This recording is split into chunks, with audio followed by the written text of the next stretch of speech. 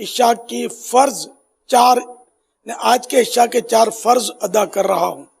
یہ نیت تو جماعت کے ساتھ کہہ رہے ہیں، پڑھ رہے ہیں تو کہہ دے کہ میں پیچھے سے امام کے منہ میرا کعبے کی طرف، یہ بھی لوگ بولتے ہیں، اس کی ضرورت نہیں ہے.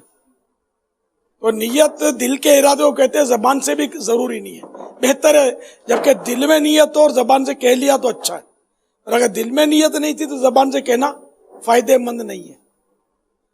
اگر دل میں نیت بیٹھ گئی کہ یہ تو عصر کا ٹائم ہے، حالانکہ عشاء کا ٹائم ہے، اور منہ سے بھلے عشاء کا نکلا لیکن دل میں یہ بیٹھا ہوا ہے کہ ٹائم تو عصر کا ہے، میں عصر کے فرض پڑھ رہا ہوں، تو بھی نماز نہیں ہوگی. نیت دل کے ارادے کو کہتے ہیں کہ دل میں بھی نیت ہو کہ اس وقت 4 رکعت عشاء کے فرض ادا کر رہا ہوں میں. اب نیت کے بعد تکبیر تحریمہ، پہلی تکبیر کو تکبیر اولا بھی کہتے ہیں اور تکبیر تحریمہ بھی کہتے ہیں. یہ ہتھیلیاں قبلے کی طرف ہوں، کانوں کی جو یہ لو ہے اس کو انگوٹھے ٹچ ہوں، اور یہ آسمان کی ہتھیلیاں نہیں ہونی چاہیے، یہ یوں قبلے کی طرف. اور تکلف یعنی تان کر کھینچ کر اس طرح بھی نہیں، نارمل تاننا نہیں ہے، نارمل چھوڑ دیں، بالکل نارمل، یعنی کہ لو سے لگائیں انگوٹھے. یہ لگانے کے بعد اب اللہ اکبر کہتے ہوئے ناف کے نیچے باندھ لیں.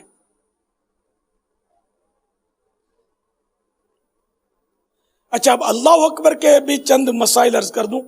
یہ تکبیر تحریمہ یہ نماز کی شرط بھی ہے اور نماز کا ایک رکن بھی ہے. نماز کے 7 رکن ہیں، ان میں سے ایک رکن بھی ہے. یہ دونوں یہ متصل ہیں نا، ملے ہوئے، اس لیے اس کو شرائط میں بھی لیا ہے اور فرائض میں بھی لیا ہے. تو اللہ اکبر کو اگر عیسائی بھائی ہو یا عیسائی بہن ہو، اگر وہ اللہ اکبر کہیں گے تو نماز نہیں ہوگی، کیونکہ معنی بدل جائیں گے. اللہ یعنی کیا اللہ ہے، یہ سوال بن جائے گا. تو اللہ نہیں کہنا، پھر اکبر، اللہ اکبر یہ بھی نہیں کہنا ہے، اس سے بھی نماز نہیں ہوگی، مطلب شروع ہی نہیں ہوگی یہ کہیں گے. تو نارملی کہنا ہے اللہ اکبر.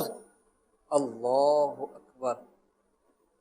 یہ آپ نے جو یوں کیا نا، یہ اللہ اکبر یوں کرتے ہیں بعض لوگ، یوں کرتے ہیں، یہ بھی غلط طریقہ ہے.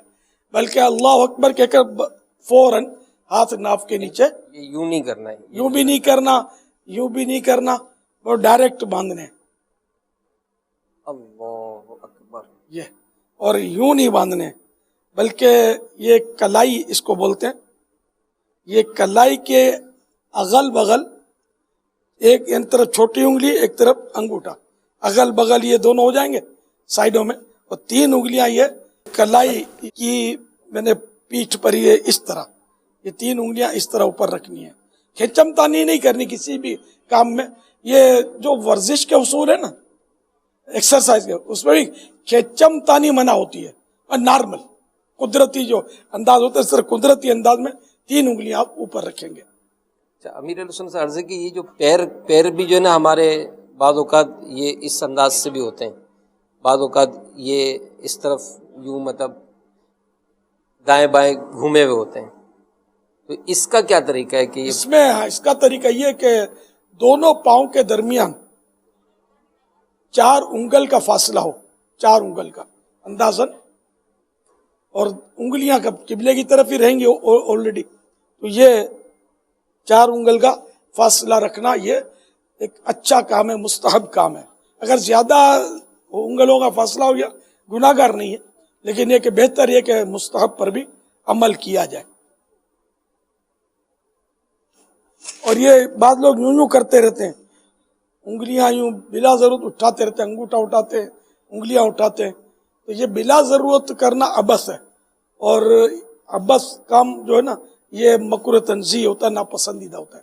تو نماز میں یہ بلا ضرورت کہیں سے بھی انگلیاں ہاتھ یہ نہیں کرنا.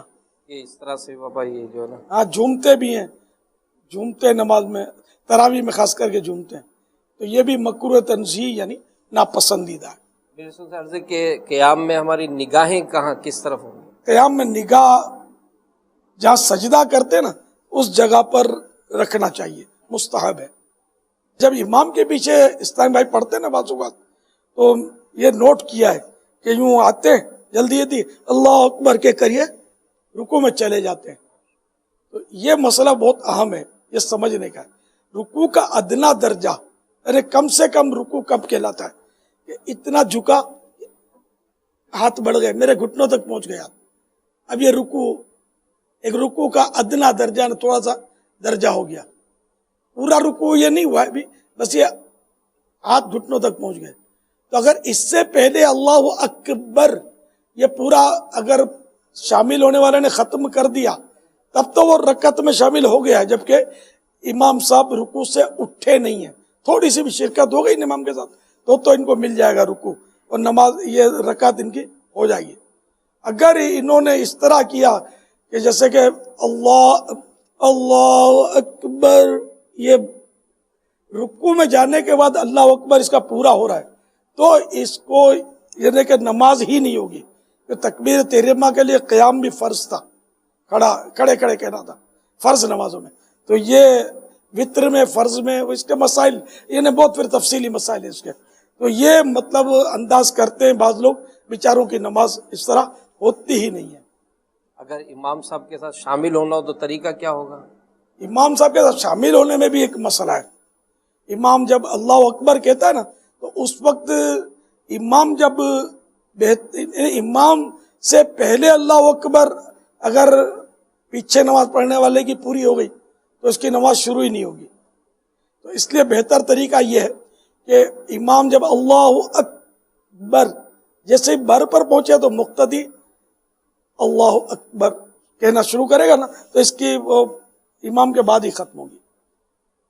بہرحال اللہ اکبر امام سے پہلے پوری نہیں ہونی چاہیے مقتدی کی، یہ تکبیر تحریمہ کی بات ہے۔ ماشاءاللہ۔ رکوع سجود میں اگر امام سے پہلے کر لیا تو بھی غلط تو کیا، لیکن نماز ٹوٹے ہی نہیں۔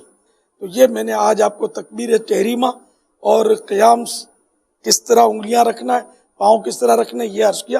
صلو علی الحبیب صلی اللہ تعالی علی محمد۔